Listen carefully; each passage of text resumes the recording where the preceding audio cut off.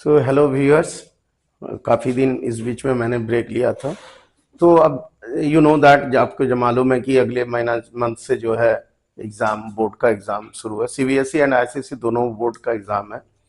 तो some important topics फिर से आज शुरू करते हैं। आज थोड़ा सा ब्रीफ लेंगे, ब्रीफ क्लास होगा और नेक्स्ट डे से जो है जो जो इम्पोर्टेंट है टॉपिक वाइज एवं chapter wise we will discuss about it. हम लोग डिस्कस करेंगे।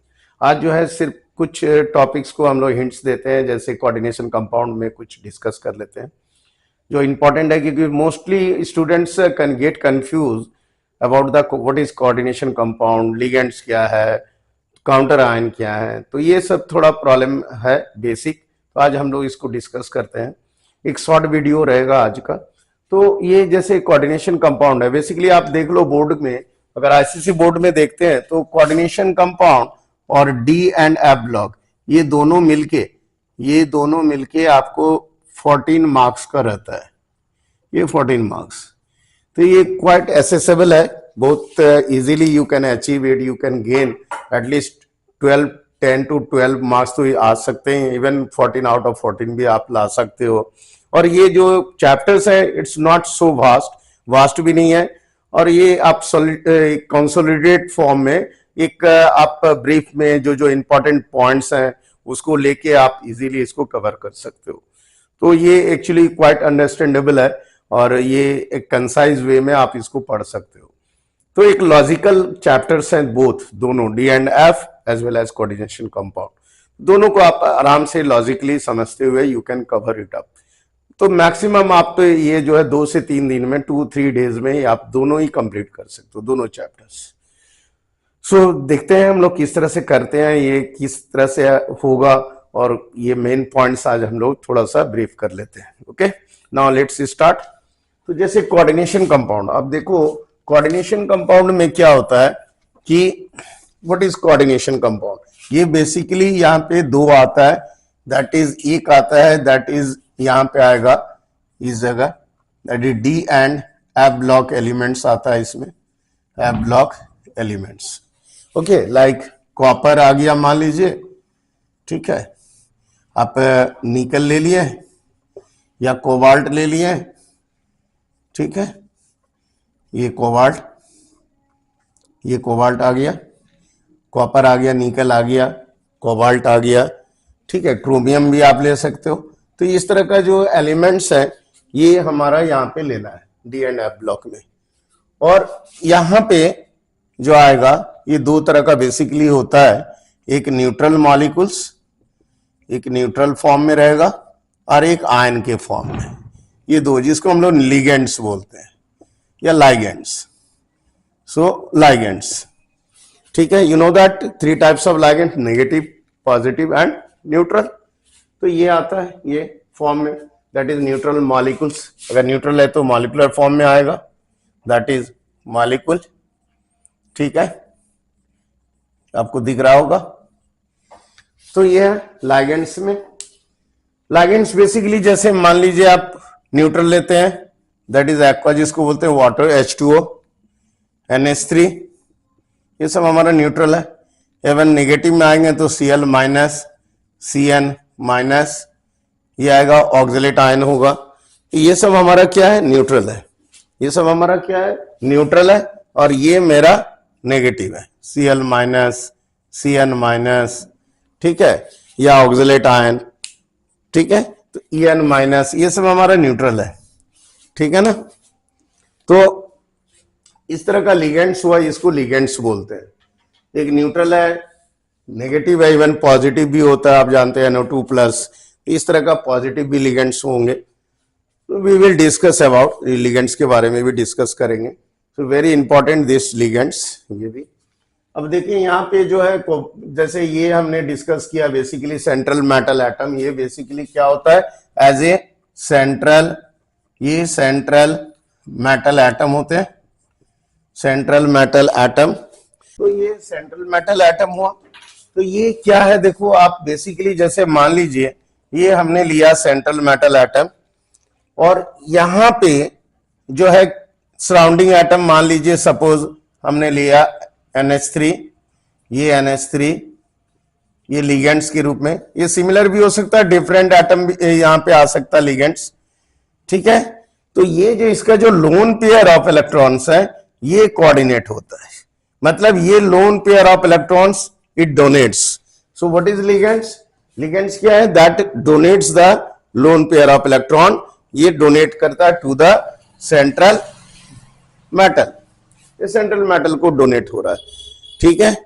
तो ये आपका इस तरह से डोनेट कर रहा है and it form the coordinate bond, इसी को बोलते हैं कोऑर्डिनेट बॉन्ड। कोऑर्डिनेट बॉन्ड बन रहा है, it donate the lone pair of electron to the central metal, ठीक है, एटम को।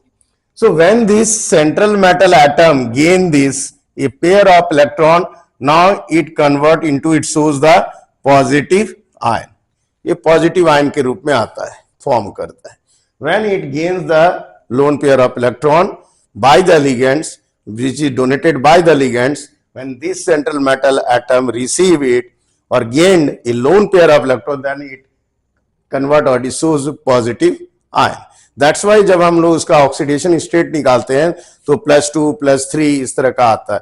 जैसे मान लीजिए हम एक एग्जांपल दे रहे हैं, सपोज Cu हमने लिया और NH3 ये 6 लेते हैं, और मान लीजिए Cl3+ ले रहे हैं, Cl3 लेते हैं, ठीक है, ये ले रहे हैं। तो आप देखो इस केस में ये क्या है, आपको देखो इसका नेमिंग भी हम लोग डिस्कस करेंगे। तो 3-4 टॉपिक्स आर वेरी इंपॉर्टेंट। एक है ऑक्सीडेशन नंबर निकालना, दूसरा सेकेंड वन जो है इसका आता है जो naming, IUPAC name nomenclature, and third one जो है क्रिस्टल फील्ड जो स्प्लिटिंग थ्योरी है वो इंपॉर्टेंट है, और एक वैलेंस बॉन्ड थ्योरी। तो ये 3-4 टॉपिक्स वेरी इंपॉर्टेंट, ये सब का सब आपको अच्छी तरह से कवर अप करना है। और अगेन एक अनदर वन जो कि और एक है जो वो भी इंपॉर्टेंट है, जैसे जिसमें हम लोग निकालते हैं उसका कि कोऑर्डिनेशन नंबर क्या है।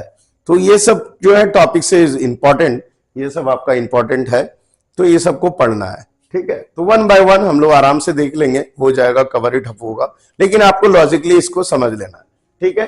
तो अब देखो, जैसे मान लीजिए आप इसको लेते हो, तो ये जैसे ही हम ये जो आप देख रहा है ये है मेरा कोऑर्डिनेशन स्फीयर बोलते हैं इसको, क्या बोलते हैं? Coordination sphere. ये कोऑर्डिनेशन स्फीयर कहलाएगा, और ये काउंटर आयन कहलाता है। दिस इज काउंटर आयन, ये नेगेटिव है, काउंटर आयन, ये काउंटर आयन कहलाएगा। ये आगे में अगर है तो ये कहलाएगा पॉजिटिव काउंटर आयन, जो कि यहां पे नहीं है, ये लिगेंड्स है। और ये अंदर जो स्क्वायर ब्रैकेट है इसको हम लोग बोलेंगे कोऑर्डिनेशन स्फीयर। तो आप जब अलग करते हो तो ये जो 3 है, ये मान लो -1 × 3, तो -3 हुआ। तो जब आप इसको सेपरेट कर रहे हो, दैट इज कोऑर्डिनेशन स्फीयर को, तो ऑटोमेटिकली ये -3 है तो ये +3 हो जाएगा। ये एक ट्रिक्स है जिससे आप आसानी से ऑक्सीडेशन नंबर आप निकाल सकते हो। तो आसानी से ऑक्सीडेशन नंबर निकलेगा, ये -3 है तो इसको कोऑर्डिनेशन स्फीयर को आप +3 लो, that is like this NH3, और ये 6, ये 3+ ले लो, ठीक है। ये -3 था, यहां पे हमने -3 इसका लिया, -1 क्लोरीन का 3 एटम्स, दैट इज -3। अब इसको क्या करो आप, ये इसका 0 होता है, यू नो दैट न्यूट्रल है, तो ये इसका वैल्यू हुआ x प्लस ये 0 × 6 = +3। ये +3 है, मतलब क्या हो गया, x = +3। तो x का जो वैल्यू हुआ ये +3 आ गया, x का वैल्यू जो हो गया ये +3 आ गया। ये आप देख रहे हो आप x का वैल्यू दैट इज +3, ये आ गया ऑक्सीडेशन नंबर। तो in this way we can find it out. तो ये बेस्ट आपका ट्रिक्स है कि आप काउंटर आयन को सेपरेट करो, जो आएगा काउंटर आयन ये जनरली नेगेटिव काउंटर आयन, तो इसका जस्ट ऑपोजिट कर दो इसको। जैसे यहाँ पे Cl3 था तो इसको ये तो काउंटर आयन का चार्ज हुआ -3, नाउ इट बिकम्स +3, ये जो होगा +3 होगा, and you solve like this. In this way you can easily find out the oxidation number of this metal, central metal atom. तो इन दिस वे आप इसको फाइंड आउट कर रहे हो। Now I think it's clear. तो overall जो ये था कि ये जो कोऑर्डिनेशन कंपाउंड है ये इस तरह का होता है, कि ये कोऑर्डिनेशन स्फीयर, ये काउंटर आयन हो गया, और इस तरह से हमने एक्स का वैल्यू निकाला। ये जब कोऑर्डिनेट करता है pair of electron, it change into plus, ये पॉजिटिव आ जाता है। That is the important here. आप समझ गए इसको, इससे क्लियर नाउ। नाउ अब आगे बढ़ते हैं, नेक्स्ट प्रोसीड करते हैं। एक एग्जांपल हम लोग लेते हैं एक और, देखिए। Now you we proceeded. एक इंपॉर्टेंट है, इसमें लिगेंड्स भी है और एक्स का वैल्यू जो आप बताएं। आज ऑक्सीडेशन नंबर ही थोड़ा सा करते हैं, कुछ ब्रीफ, आप ज्यादा हम लेंदी वीडियो नहीं करेंगे आज। तो आप देखो एक एग्जांपल, और दूसरा एग्जांपल हम लेते हैं। दैट इज, मान लो Cu है और यहाँ पे NH3 ले रहे हैं, ये 4 ले रहे हैं और SO4 ले रही है, दिस वन। तो आप देखो इसका, फिर से इसका निकालते हैं। तो ये कितना हुआ, ये काउंटर आयन है, ये this one is -2, you know that SO4 का -2 होता है। और ये जो है इसका निकालेंगे कोऑर्डिनेशन स्फीयर। तो इसका फिर से लेते हैं, ये x हो गया +4 इंटू 0, इसका 0 हो गया। तो ये -2 है, तो हम क्या करेंगे, इसको देखिए फिर से निकाल रहे हैं। ये -2 है तो ये क्या होगा, +2। नाउ इसको आप ऐसे कर लो, NH3 4, और नाउ ये आ गया, इट बिकम्स +2, ये +2 हो जा रहा है। ये थोड़ा सा प्रॉब्लम है यहाँ पे, तो ये +2 आएगा, ये +2 आया, ठीक है। ये अब ये फिर से सॉल्व कर लो आप।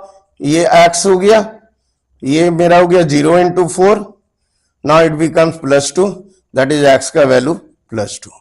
सो आप देख रहे हो क्या कि सेंट्रल मेटल एटम जो है ये पॉजिटिव आयन में कन्वर्ट हो रहा है, और इस तरह से हम लोग इसका ऑक्सीडेशन स्टेट या ऑक्सीडेशन नंबर निकाल सकते हैं, ठीक है। अब तो समझ में आया आज का। तो ये बेसिक जो था ऑर्गेनिक का बेसिक पार्ट है, ये है। लिगेंड्स क्या है, व्हाट इज लिगेंड्स? तो लिगेंड्स बेसिकली ये क्या है, सराउंडिंग एटम्स और आयंस है, आइदर न्यूट्रल फॉर्म में और पॉजिटिव और नेगेटिव, जो कि कोऑर्डिनेट करेगा, which has the lone pair of electron and it coordinate और donate to the central metal atom. इसको हम लोग लिगेंड्स बोलते हैं। नाउ लिगेंड्स का टाइप में देखो, अलग अलग टाइप होता है, जिसको हम लोग डेंटिसिटी बोलते हैं। जैसे monodentate ligands, bidentate ligands, ट्राइडेंटेड ligands, like this. तो मोनोडेंटेड का मतलब क्या है? मोनोडेंटेड का मतलब है एक लिगेंड्स अगर one loan pair of electron अगर डोनेट कर रहा है, ईच लिगेंड्स, अगर एक लिगेंड्स जो है, मान लो हर एक लिगेंड्स एक लोन पेयर को डोनेट कर रहा है, दैट इज मोनोडेंटेड। और अगर 2 लोन पेयर दे रहा है, एक ही लिगेंड 2 लोन पेयर दे रहा है, then it is called bidentate. जैसे मान लीजिए सपोज NH3, तो NH3 जो है, आप देखिए यहां पे, जस्ट वेट, थोड़ा दिखा रहे हैं आपको कि मान के चलिए यहां पे कॉपर है और ये NH3 है, यहां भी NH3 है, यहां भी NH3 है, जिसको मैंने पहले भी दिखाया था। और ये लोन पेयर ऑफ इलेक्ट्रॉन यहां पे कोऑर्डिनेट हो रहा है, यहां भी कोऑर्डिनेट हो रहा है, और यहां भी कोऑर्डिनेट हो रहा है, यहां भी कोऑर्डिनेट हो रहा है। तो हर एक NH3 जो है, ये N जो है, 1 लोन पेयर ऑफ इलेक्ट्रॉन, जो कि लोन पेयर ऑफ इलेक्ट्रॉन इसको कोऑर्डिनेट कर रहा है, और यहां पे 1 कोऑर्डिनेट बॉन्ड बन रहा है। It means that it is a monodentate. ये मोनोडेंटेड लिगेंड्स है। तो डेंटिसिटी जो डिपेंड कर रहा है, ये capacity to form the ligands, ये to that is coordinate bond या लोन पेयर ऑफ इलेक्ट्रॉन। अब अगर मान लीजिए सपोज अगर हम बोलेंगे एज फॉर एग्जांपल COO, ये COO इस केस में, तो ये जो है यहां पे देख रहे हो, ये 2 साइट है, 2 लोन पेयर ऑफ इलेक्ट्रॉन है। There are 2 lone pair of electrons. So 2 lone pair of electron set, it means that यहाँ पे 2 जगह पे आप एक ही लिगेंड्स में देख रहे हैं, आप एक ही स्पीसीज है, और 2 जगह आपका लोन पेयर ऑफ इलेक्ट्रॉन्स दिख रहा है, मतलब 2 कोऑर्डिनेट बॉन्ड बन रहा है। सो इसका डेंटिसिटी कितना हो गया, 2। इट मींस दैट ये बाइडेंटेड हो गया। ये क्या हो गया, बाइडेंटेड। तो मान लीजिए यहां पे है दिस वन, यहां दिस वन, ये साइट है, यहां पे देख रहे हैं आप, तो ये मेरा बाइडेंटेड हो गया। तो ऑक्सिलेट आयन जो है बाइडेंटेड है। क्यों है? क्योंकि इसका 2 लोन पेयर ऑफ इलेक्ट्रॉन है। सो डेंटिसिटी का मतलब यही है कि लिगेंड्स में ये देखा जाता है कि कितना कोऑर्डिनेट बॉन्ड ये फॉर्म कर रहा है। Clear, understood. जैसे मान लीजिए हम बोलेंगे कि सपोज C2O4 का सपोज यहां पे है थ्राइस, एज फॉर एग्जाम्पल यहां पे कुछ भी रखते हैं, सेंट्रल मेटल मान लीजिए ये है कॉपर, तो ये क्या बन रहा है, इसका जो है कितना डेंटिसिटी होगा, दैट इज 3 इंटू ये 3 है और 2 है, मोनो डेंटिसिटी कितना है 2, तो 2 denticity into 3 number of this कितना हो गया इसका 6। ठीक है, तो इस तरह से हम इसका निकालते हैं। वो क्लियर, तो ये मेरा निकला कोऑर्डिनेशन नंबर, ये कोऑर्डिनेशन नंबर निकला। अगर आप इसका बात करो तो इसका कोऑर्डिनेशन नंबर कितना है 4 है, क्योंकि मोनोडेंटेड है। अगर इस केस में देखो dainty coordination number that is CN means coordination number, तो कोऑर्डिनेशन नंबर इस केस में कितना आ गया कि 4 लोन पेयर है, 4 यहाँ पे है, NH3 कितना है 4 है, और दैट इज मोनोडेंटेड। ये क्या है मोनोडेंटेड मींस 1 इंटू 4, तो इसका कोऑर्डिनेशन नंबर कितना हो गया 4 हो गया। So if 1 lone pair means monodentate, अगर मोनोडेंटेड है डेंटिसिटी 1 है और 4 एटम्स है, 4 लिगेंड्स है, it means that 1 into 4 that is coordination number is 4. If here the bidentate ligands are there, it means that denticity is 2, so 2 into how many ligands 3, so 2 into 3 that is 6, so coordination number now becomes 6. तो ये best way है, best method है to find out the coordination number. ऐसा नहीं करना है कि direct देख लिए यहाँ पे जो मान लीजिए CU है कुछ भी है, इसमें 6 दिया हुआ है तो ये या 4 दिया हुआ तो इसका मतलब है कोऑर्डिनेशन नंबर 4, नहीं, ये तो फिर गलत हो जाएगा। जैसे मान लीजिए आप लिख रहे हो सपोज इस तरह से FeCN6 ये दे रहे हो, तो यहां पे आपको दिख रहा है कि इसका कोऑर्डिनेशन नंबर 6 है। क्यों? क्योंकि इसका मोनोडेंटेड है, ये हमारा मोनोडेंटेड लिगेंड्स है। तो मोनोडेंटेड मतलब कितना हो गया, यहाँ पे 1 है मोनोडेंटेड, डेंटिसिटी 1 इंटू 6 है, यहाँ पे लिगेंड्स कितने हैं 6 नंबर्स, तो 6 that is coordination number 6। But अगर ये है बाइडेंटेड है तो यहाँ पे 2 हो जाएगा, 3 लिगेंड्स हैं तो into 3 that is coordination number is 6। सो इस तरह से आपका कोऑर्डिनेशन नंबर निकलेगा। तो आज का वीडियो में हम लोग बेसिक देखें कि कोऑर्डिनेशन नंबर, कोऑर्डिनेशन कंपाउंड क्या है और किस तरह लिगेंड्स क्या है और उसका सेंट्रल मेटल का बिहेव कैसा होता है, किस तरह से बनता है, उसका सराउंडिंग एटम्स कैसे बनता है और उसका जो है ऑक्सीडेशन स्टेट किस तरह से ऑक्सीडेशन नंबर फाइंड आउट होता है, ये सब हम लोग डिस्कस किए।